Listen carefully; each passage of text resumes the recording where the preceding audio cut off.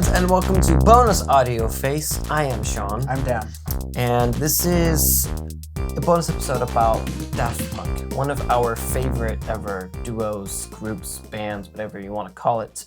They have called it quits after 2 decades plus of working on music, on collaborations and stuff together. Earlier this year, they announced that that's the end of them making music. So we're going to go over their legacy, all of their stuff, our favorite things, and why we like to reference them as much as we do on this podcast. We'll talk about them all the time throughout it. And they haven't released anything since we started the podcast for 4 years. There are a number of artists that we use as anchors, and we try to refresh these as the time goes on to make sure we're like keeping fresh with the references to reference other things that are happening in music at the time. But there's some things that are just like staples, bread and butter. And like we're probably definitely biased with these staples. Daft Punk albums were both our first albums we ever like purchased with our own money as kids, even though we were like thousands of miles apart and hadn't even met each other yet. So that just happens to be that bias there. But Daft Punk's music, I think you said it best in the 50 of the 10s clip we'll have at the end of this episode, truly make music that's something for everyone will like. It's like very universal. It really which is amazing for an electronic music group to do. And they really brought it to a level that the entire industry is like spent 10 years chasing. Spent 10 or 15 years chasing. We're going to get into that story right now. Yeah, so beginning up with who are the robots. They are 2 good friends out of France. They are Thomas Ben Hattler and then Guy-Manuel de Homem-Christo. So they're French. I can't speak French. So basically it's Thomas and Guy-Manuel. Yeah. So they are. So they've been making music pretty much their entire lives. They started out really like slowly building up their repertoire in the early mid-90s in the French touch scene. If you know that, it's French house music. It's a very specific subgenre of house music that started to really explode up and then got into clubs all over Europe and even trickled a little bit in the US, but it was really more heavily influenced by European house music. So they both, before Daft Punk, they had their own labels. Thomas had Roulet label, and Guy-Manuel had Crédamore label, if I'm pronouncing my French right. They both released stuff under their own pseudonyms and stuff, their own names and own little groups. Guy-Manuel had The Nightclub and a few other stuff that makes some of the best disco house tracks. I mean, Thomas made Club Soda, which if you're around house music, you know that. Also on his label Relay, Stardust made Music Sounds Better With You, which is one of the most popular house tracks ever made. In the 90s, literally DJs would play it twice a night because it was that good. Yeah. And I mean, this was Roosevelt did a cover of it. Neil Francis did a cover. It's such an influencing disco house track. That's just legendary. It really just hits different. And this is when Daft Punk hadn't truly even gotten their feet wet. No, and that's just them. Stardust was a runoff project. Like, there's nothing really else in existence from Stardust except like this song. No, right? Just that. And then Thomas Relay just released it a little while ago onto streaming services, so you could finally stream that song, so you could actually listen to it. Because I have the recorded version of it, but finally was able to put it on that stuff. But then they started collaborating with each other on different tracks and stuff. And then there was a French reviewer of music or something. So let's before we get to this is really funny. Because I think the other fun tidbit that I learned through my research here is that originally, before Daft Punk, Guy-Manuel and Thomas. Let's try that. See how long Dan can last. We'll see how long I care at this point. I'm not that I care, just like I'm very tired today. But they had a group called Darlin. Oh that's right.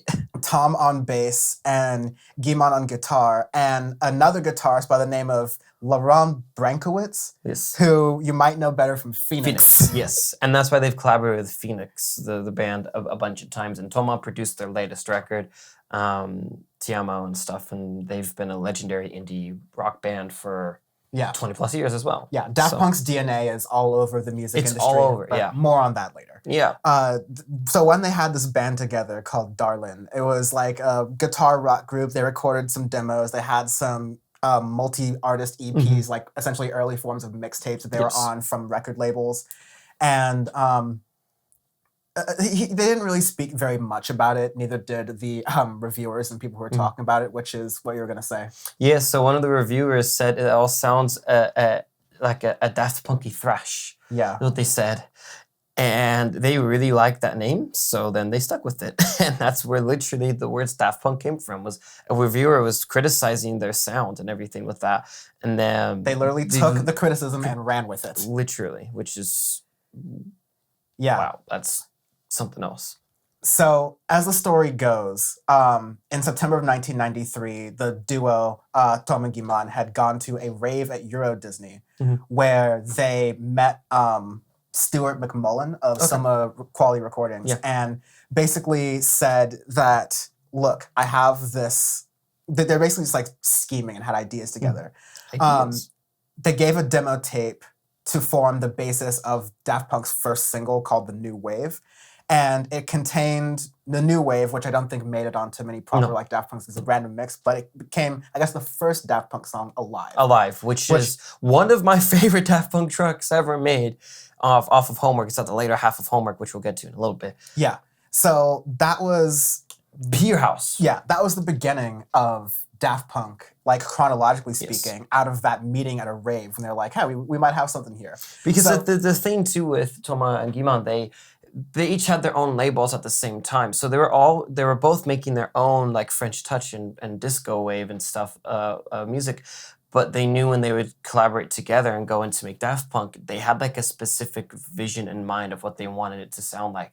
And they're so picky with their sound and everything. They know, like, Guy-Man said, hey, what I do with Cradlemore, what I do with the nightclub is totally different than what I do with Daft Punk. Even though they might sound a bit similar and stuff, Thomas can hear the differences and stuff in my production and everything, and I can hear the differences with his own solo work and what we do together. Yeah. Which is saying something when artists can be like, hey, like we have some ideas together. Because some of the stuff would then influence to go into Homework, but they had their own stuff going into it, which I think is awesome. It's interesting to find and not too many people know about that too. Yeah, that's very good. It's interesting. There's a lot of early synergy that Daft Punk had that, you know, a lot of great bands, you must imagine in retrospect after a good career, 15 or 20 years or so, that, oh, they must have really great synergy. But it was really apparent from early on. Like, they knew what they were doing. Exactly. They were like making bangers after bangers beforehand, but really low key. Yes. They just came together, became even more low key, and it blew up.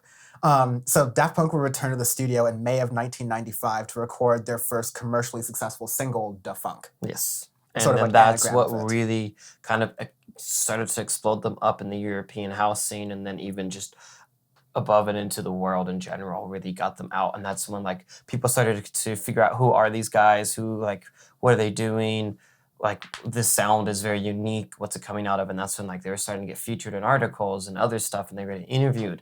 This is before they had masks and stuff too, so you can find these interviews of them of Thomas talking for so long that Guy-Man's just like literally falling asleep to the side of him, which I love. Or they have like cute novelty masks on in some different album covers. Well, like yeah, some well, magazine that's covers because too. then later on, shortly after Da Funk, I like to say maybe in like 96 or so, that's when they started to wear masks and other stuff. They already had like Daft Punk onto their eyes, because they said, as Daft Punk, we no longer want to show our faces, because they said they want the music to speak volumes other than the people. They wanted everything to shine but themselves. There seems to be a lot of bands in the 90s who were probably as a result of maybe MTV, but a lot of just like the way, whatever the tides were changing, they wanted to sort of escape the idea of being perceived as a band. And you're kind of seeing a resurgence of that in pop with like Billie Eilish and things like that. But it's definitely a thing that's happening in the 90s. I think another interesting thing is with like the brain going into it before we like jump into the music aspect of things,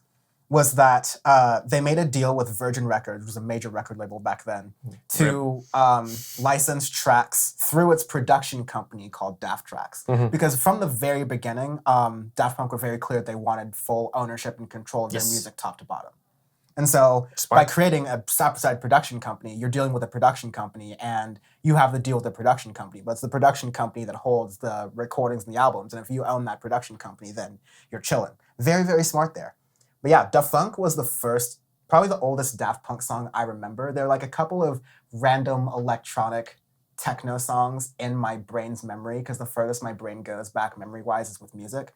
And it's Blue by Eiffel 65 and Da Funk by Daft Punk. Yeah, mine are, there's a really random Zoomancer remix of a U2 song that is really, really fucking good. Salome. It's a house track that I remember. It's probably my first one that I remember. And then maybe Homework Era, but I know definitely Discovery is when I remember a bit too.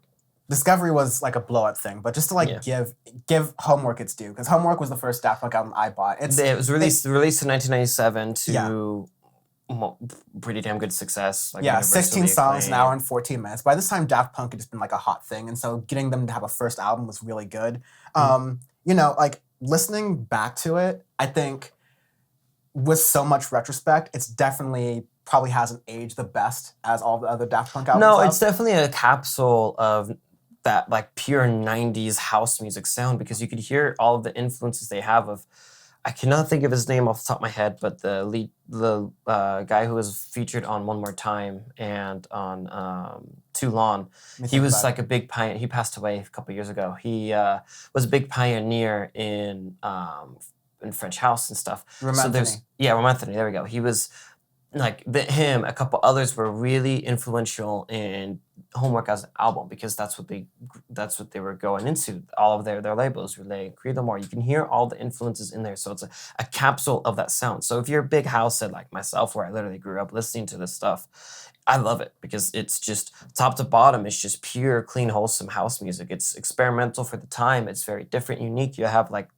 starts off with Daft and Direct, which then has like little like stories and stuff throughout it, where it has like a radio person saying, this is WDBK 83.7 FM. What do you mean? Daft Punk's homework. It feels like you're walking through like a French urban bustling like district in Paris, like the business district. Like to me, because I'm American, I always felt like the beginning of Da Funk, especially, and all those like little interludes felt like you're on the streets of New York. It's like in an urban area where like if you don't like look up, you'll be bumped into constantly, and people are on their way walking and doing their own shit. Yeah, it's a really cool sound, and it like because it's aged, you get the 90s house thing where like it's kind of simple and it's kind of repetitive, but it's like constructed to a science, and it makes sense, especially less so when you're like listening to it yourself with like Bluetooth headphones 25 years in the past, but like 25 years in the future, but like 25 years in the past or so, when you're in a club and the music is going in this right way and the music has this construction, it makes total sense. Yes, and it's really meant for like club atmosphere and stuff, and like tracks like Alive is literally repetitive on a loop for, you know, about 5.5 minutes or so, which I like, because I like repetitive stuff. You have to really, it's a kind of a niche thing, but you have tracks like Fresh, which are gorgeous, where it has like this opening sound of a synth going in with waves, and then the house beat starts to go. You have Around the World, which was this song that really exploded them onto the map, where literally for 7 minutes, that's this whole song around the world. And the music video kind of animates this purpose really well, because there are characters in the music video, and each character represented an instrument. The characters moved, the instrument was happening. The characters stopped, the instrument stopped. Yeah. So which I think is so brilliant. During the break part, when basically all the music's gone and it's just like one kind of like digital clap beat and Around the World, it's incredible in the music video, and it's still like one of my favorite drops in like a maybe top 10 favorite drops in electronic music near the end, when all the like that kind of comes in with the bass and everything kind of moving together. And the music video, it's this point where the camera pans out and you see all of these robots and characters doing their dances in a circle around the world. And it's just, again, I was like a 3-year-old kid. I thought it was fucking awesome. Yeah, but the thing with that is they're really much artists in the true sense of the word, because they loved showing visual art along with their music as well. Yeah. It was a whole thing where it's just top to bottom. They loved doing music videos and stuff and even on the Homework days.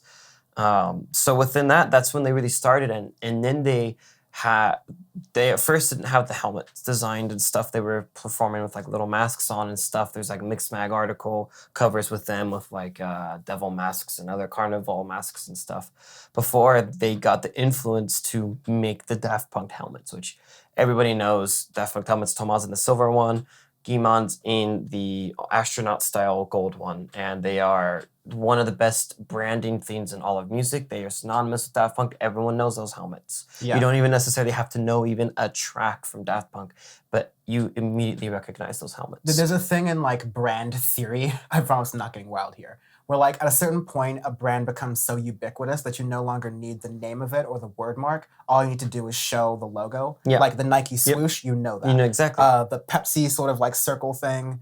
The Daft Punk head is very much like that. The Target bullseye, like all those different things. It's just like, but it's also very rare for a band to do that. I can only maybe think of Prince, and because that was a whole different thing. But it's really incredible for an act in music to just like do this so strongly within their first kind of bit of work. Yeah. So they're moving, like 1997, that comes out, and of course they have to tour this fucker. Yeah, and they tore the shit out of it. They toured with Kraftwerk, they toured with a bunch of other groups and stuff that really got them on the map. They made Alive 1997, which is their live album of during that tour in 97 with Homework, and it's a great mix of seeing how they mix their sounds together, because it's very different to how the album sounds. They mashed different songs together. They even mashed other sounds that they had not as Daft Punk but as their own. You had Together, that was a Thomas Gantler mix with another guy, I cannot think of his name. But they did like that was mixed with other songs, which they also did on Live 2007, but more on that later. But it's really showing them as artists and even more as live performers, because as electronic music artists are on stage and stuff, most of them are kind of fugazi with what they do. They don't really mix much and stuff. The really, really good ones mix live and stage. Yeah, there's a joke that EDM artists just go up to the stage, cheer, do dumb shit, press spacebar, and then like dance. Yeah, which an hour and a half. some of them literally do that. And then others that are mixing or doing so many things to make sure that everything just sounds good. And they're also doing it on vinyl. So you're having to switch discs, you're having to stop with these ones, go other things to make sure that everything's going smoothly at the same time. So you're doing 85 things at once. So it's an art form. To quote Tom from describing the setup for the Daft and Direct tour, which eventually became Alive 1997, when it was like an album form and like in legend form, everything was synced up. The drum machines, the bass lines, the sequencer was just sending out the tempos and controlling the beats and bars. On top of the structure, we built all the layers and samples and various parts that we could bring in whenever we wanted to. And so, yeah, it's kind of, I mean, as a video editor, as a person who's like labeling and presenting footage like ready to go, I understand like having the process so that you can essentially let it play and just like let the pieces fall where they may. It's almost like an art in itself. Just to even set it up. It's just insane. And yeah, they played the hell out of it.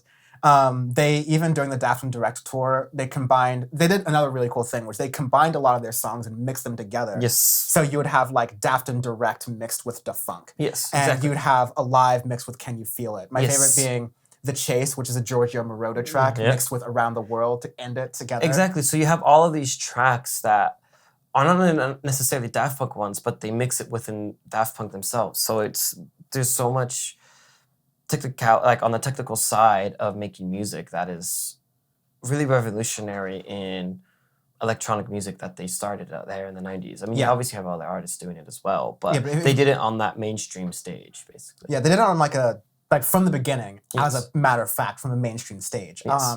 They did a whole year of tours, and it was incredible. And then now moving on, then they started like at the end of the tour and stuff in 98, they started recording Discovery. So what they wanted to do was they wanted to do more samples. They wanted to experiment more and do different sounds in Discovery. And then in 2001, they released Discovery, which is my first album I ever bought, and one that I have very, very fond memories of, because this is an album that really made me into a music lover. Because I listened to a lot of different house tracks and stuff, but that's when I was very, very young, so I don't really know much of what tracks were and everything, but Discovery is the first one where I'm like, I have it. I still have the original copy I bought. It's in my desk somewhere. It's amazing. So, anyways, you start off with one of the biggest dance tracks ever made, which is One More Time. You've heard it around. Everybody's gone out. It's dance. It's used at clubs to this day. It's one of the most upbeat, happy, fun. It's just one of those get you on the dance floor songs. It's so ubiquitous. Exactly.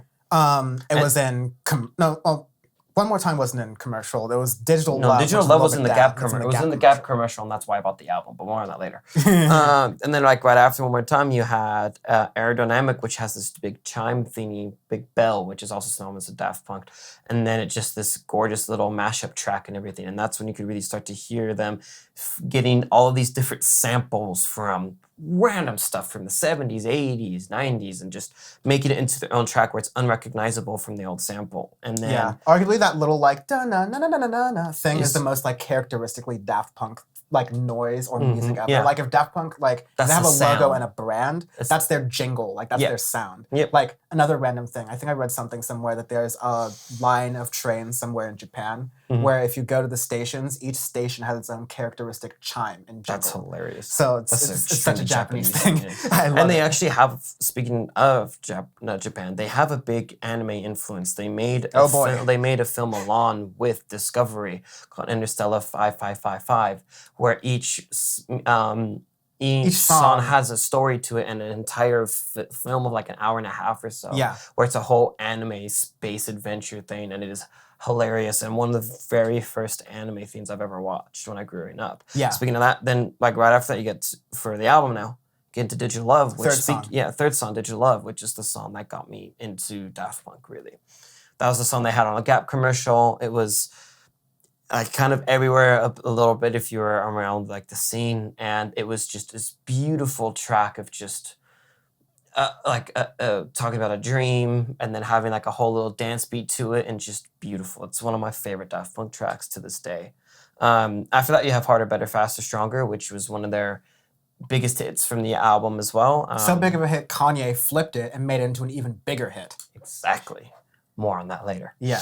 But basically with Discovery, it was unanimous. Everybody was just praised it. It is one of the best albums of the 2000s. It's top 5 in basically everybody's, most people's lists. Yeah, because like just as we sort of alluded to, it just like appealed to people across genres in ways that people wouldn't usually expect. It's like, this is just dance music, right? This is electronic music, right? Just bleeps and bloops, right? No, it had such a broad appeal. Different. And this is really showing the power of samples, the power of mixing and doing things where you're getting influences from all over music, not just one specific niche thing, but the amount of samples they have in this that you have no idea that those are the actual samples in here is insane for me. And it's just an incredible album. They have a certain, so like, much like I'd say, while I'll defend and evangelize the Gorillaz album Plastic Beach for like it being very sort of cavalier with its use of synthesizers as like a point, I can admit that for some people, especially in the first couple listens, that can be very jarring. It can be like a lot. It can be sort of overwhelming because it's all kind of happening.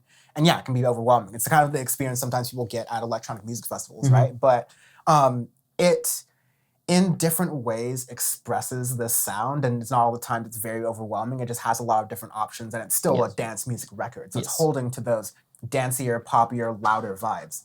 But yeah, like we were saying, Sean, they do a really good job of using the span of music they have and the sample of music they have to decontextualize them and move them into a whole new context and make them sound really nice and really cool.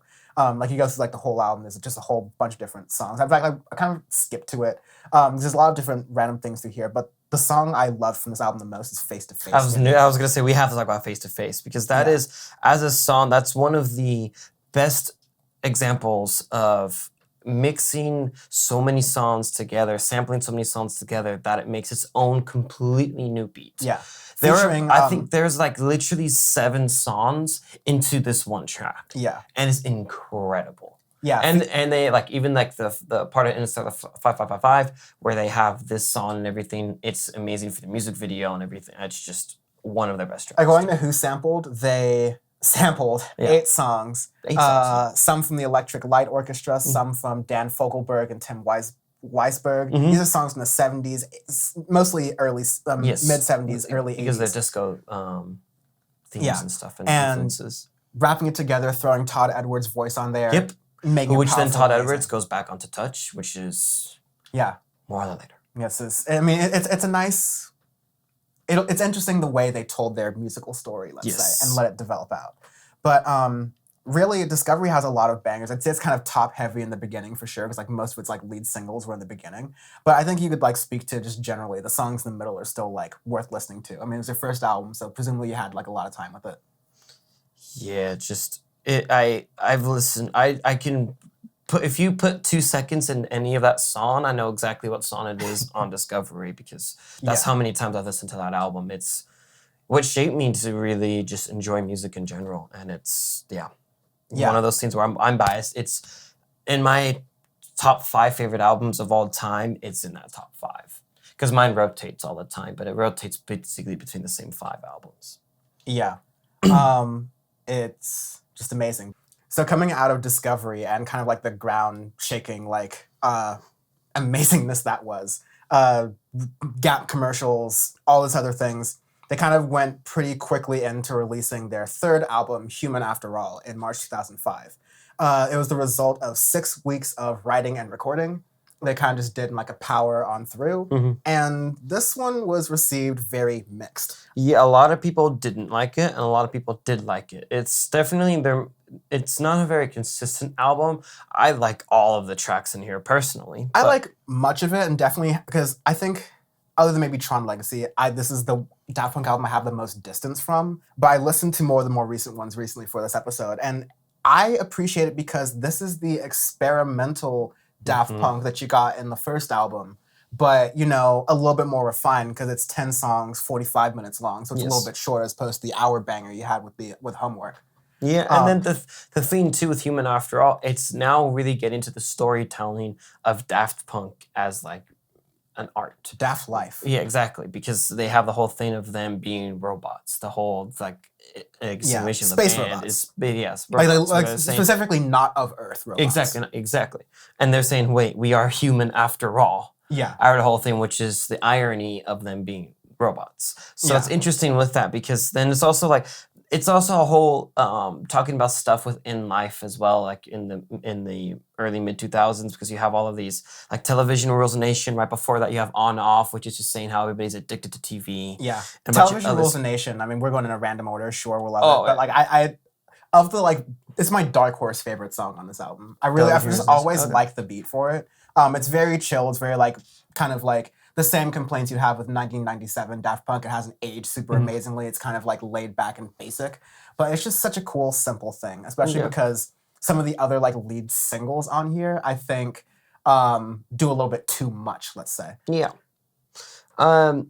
Overall, it is a good album. There's a lot of stuff that it's kind of choppy. There's a lot of stuff where they experimented on. It's a definitely different sound compared to their other two in regards where you have like a prime time of your life. It's these robot voices, which now, obviously looking back, is synonymous with Daft Punk, having those robot-ish voices. Yeah, the vocoder sound. Yeah, which is a thing that's the first time trying out, and it's not for everybody. Now you can hear it on their features, on their last album stuff, but more on that later. Again, one of my favorite tracks on here is Robot Rock towards the beginning of the album, where this synth guitar, these big old just synthesizers in the background with big old rock drum beats and stuff, where it's just a mix of like 2000s rock with electronic, and just kind of saying, hey, this is what would robots make a rock sound like. And that's kind of the thing where, again, it's this whole theme of them being not from Earth and everything, which I always like as an art form.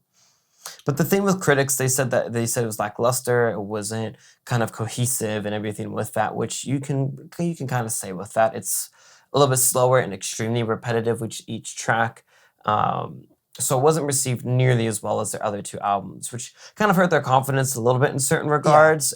But they still liked what they were doing. They didn't try to listen to too many people. I remember a ton of music critics were like, especially with Robot Rock, because it uses the Release the Beast song from Breakwater sample, and it's very, very close to the regular song. It's just Robot Rock on top of it. Yeah. Like from a band that hadn't proven themselves otherwise, it'd be incredibly like SoundCloud rap level cynical, right? Yeah. But again, like to your point that I was saying, they kind of knew what they were doing. This is like a creative venture for them they kind of wanted to get out and do. Yeah, you could look at it on paper and go, it was rushed, or they could have thought into it more. But I think it's an experimental exercise that allows them to go into like the next level of their careers as like the transcendent level of artists. When you've done all the main things you wanted to do, when you like started a band and thought it'd be a good idea, now you like go to that next level. But before we do that, let's talk about another like major, everyone knows a Daft Punk song, Technologic. Everybody, yeah. That song, especially for the time that it was released, that was really the dawn of YouTube and other stuff, of really getting out your internet medias and stuff. It was the world of the iPod. It might have been an iPod commercial. I'm almost certain it was an iPod commercial. It might have been. Steve Jobs would have been high if it wasn't. There was stuff with like the music video itself, with that being used to commercial success for the song. Everyone, like, Technologic. If you hear, there's all of these different videos of people on very early YouTube doing like little things for the lyrics, because it's just like dances and stuff. So like OK Go being on like rollerblades. Yeah, exactly. So there's a lot with that track. So that's the interesting thing with Human After All. There's a lot of good substance in here that I think is overlooked a lot within Daft Punk's discography. There's at the end you have Emotion, which is their last track, which I think is fantastic. Yeah. But there's a lot in here that is overlooked, and there is still some bangers in here. Moving on a little bit about the year after Human After All, you have I was going to say, hopefully we're talking about Alive 2007. We'll get to that in a second. Okay. Because before that, they released a film called Electroma. Oh. They had their whole thing in 2006 with Electroma, which is basically them going to like this dystopian world where everybody's wearing Daft Punk helmets. And it's this thing where it's almost like a silent film, and then at the end they take off their helmets, or I think Guy-Manuel takes off his helmet, and it's just like circuitry behind it. So it's like this whole thing of like saying you're a human after all. You take off the helmet, no, you're still a robot. And it's this whole thing of the story of Daft Punk. If you haven't watched it, go watch it. Their like retirement statement was a thing for the epilogue of that film that was made in 2006. So there's a lot in there. It's not for everybody. It's definitely odd and strange. You're very deep state into Daft Punk if you're like watching that film. Yeah, exactly. Very.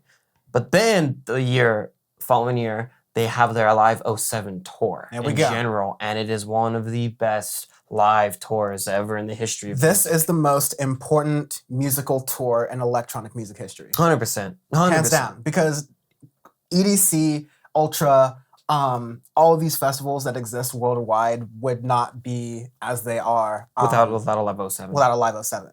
2 robots, 1 pyramid, about an hour and a half.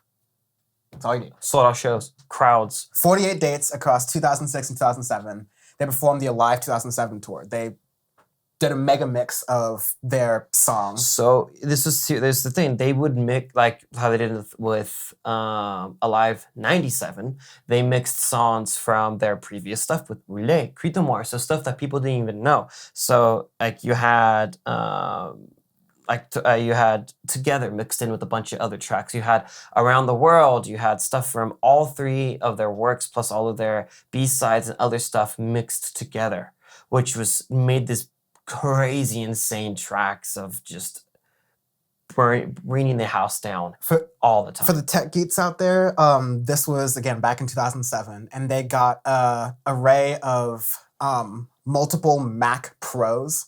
There are 8 core processors on each kind. By the way, like most of our modern computers, you buy like a desktop or a laptop, they're at least 4 core processors, if not 8.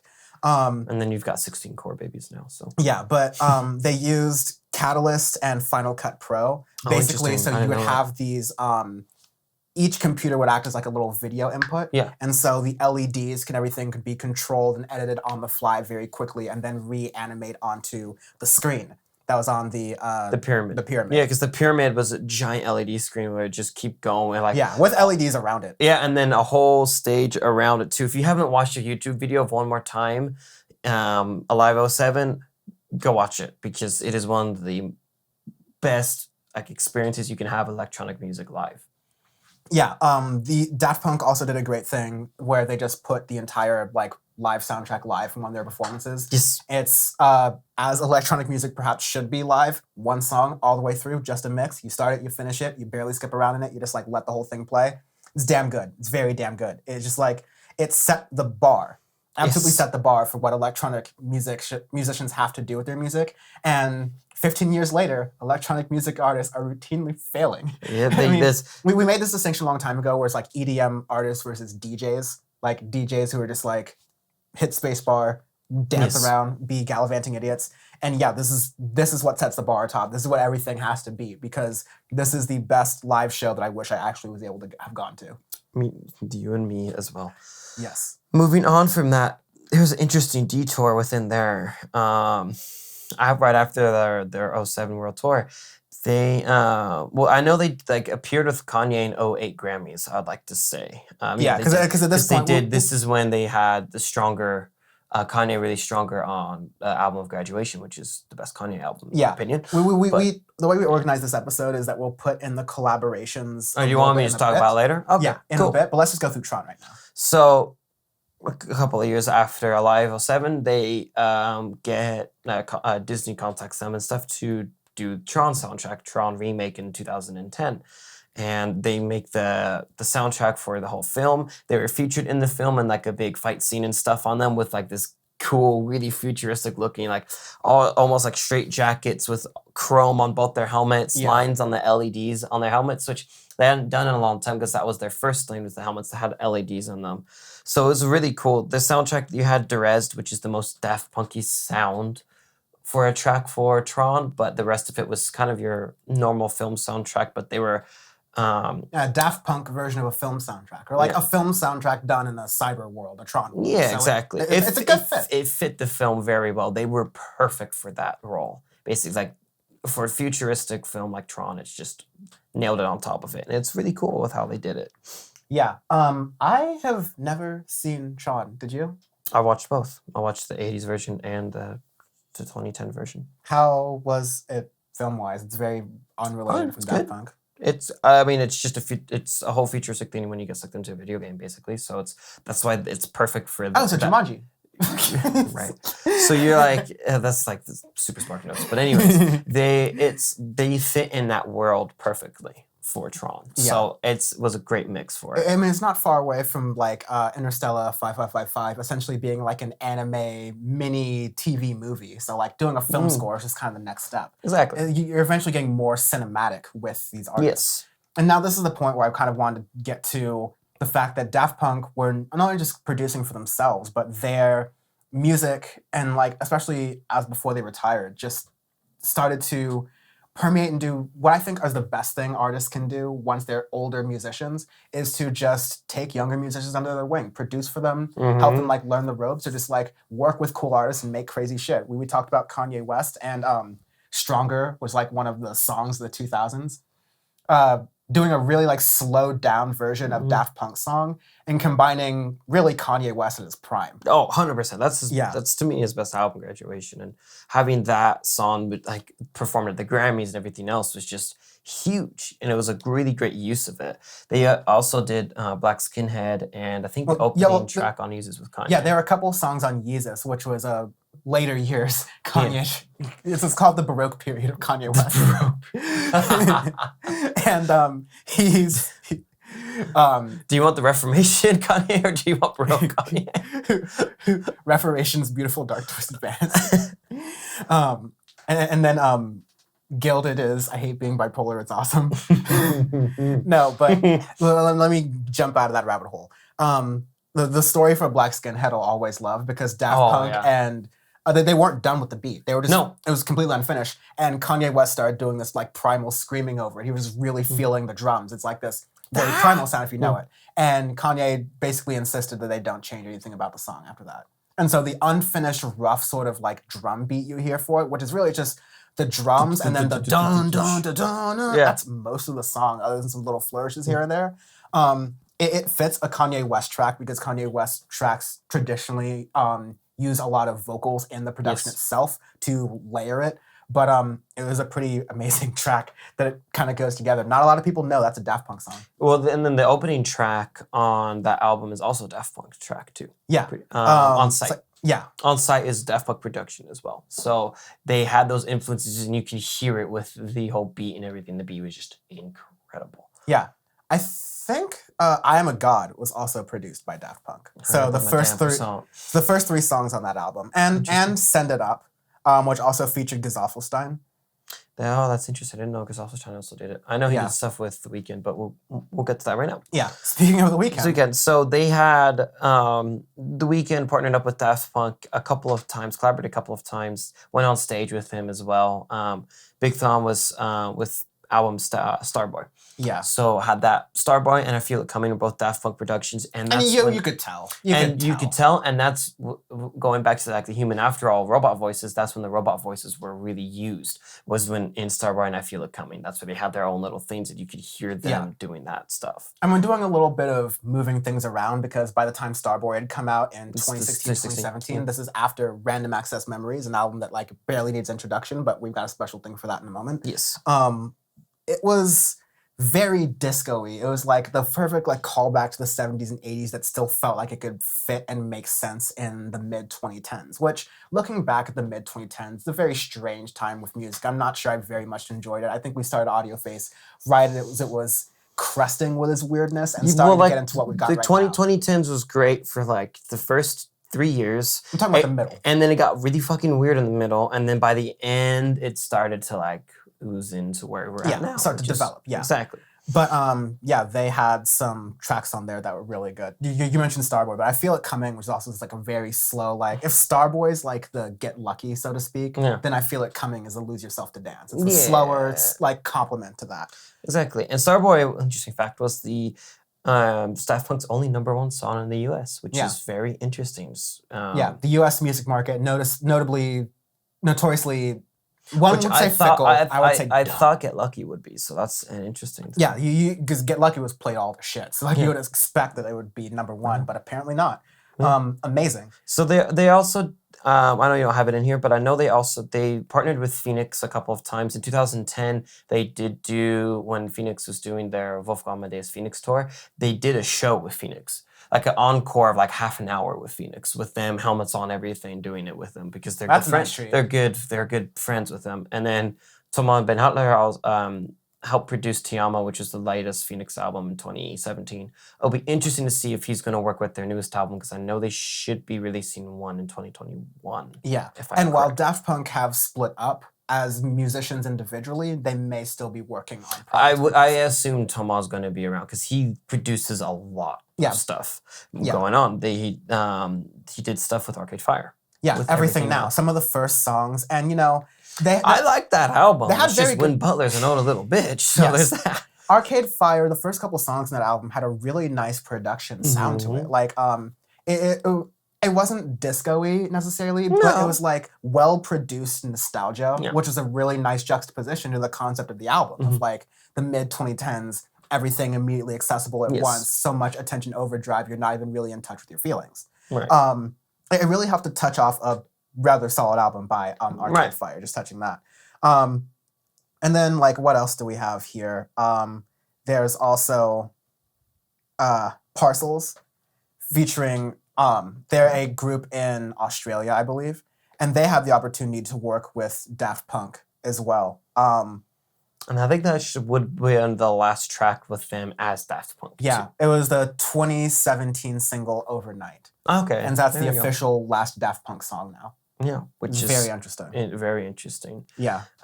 We wanted to kind of like order it there because the way I would like to see off Daft Punk, one of like our formative bands, one of our favorite bands, is with Random Access Memories at the very end. Because even though they did things after Random Access Memories, there's something to be said about how wonderful this album was. It is one of the most important albums of music ever made. And that's a statement coming from me.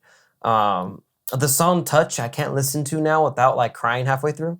So, because it is a song about life and beginning and ending, and it has On the Martineau, my favorite weird ass instrument, playing throughout the entire piece. There's a reason why we gave it #1 for our 50s of the 10s. And because we talked a lot about it back then, we felt it would make sense to just kind of end this episode, see Daft Punk off with the, I guess, spoiler alert, finale to our 50 of the 10 special from last year, where after some modest debate, we decided to crown Daft Punk's album Random Access Memories 100%.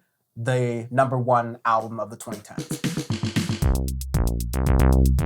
Don't know how many times I've listened to the album when it came out, but my God, it is definitely it's second best. If only this one album didn't come out 2 years later, it would have been #1 for me. I could no question. But this one album had to come out. The album #1, the best album to come out between the years 2010 and 2019, of all of them. Even though this is our personal decision, I think we're just right in general, just objectively. Daft Punk, Random Access Memories, 2013. This is the perfect album, top to bottom, perfect. Absolutely fucking perfect. I brought this up to Dan because I wrote one of this 2 weeks ago, right? And I said, I already know what #1 is. He's like, okay. So we sit down yesterday, he has recordings of this too, I already know that Daft Punk Random Access Memories is #1, and you can't tell me otherwise. And it's for this reason especially.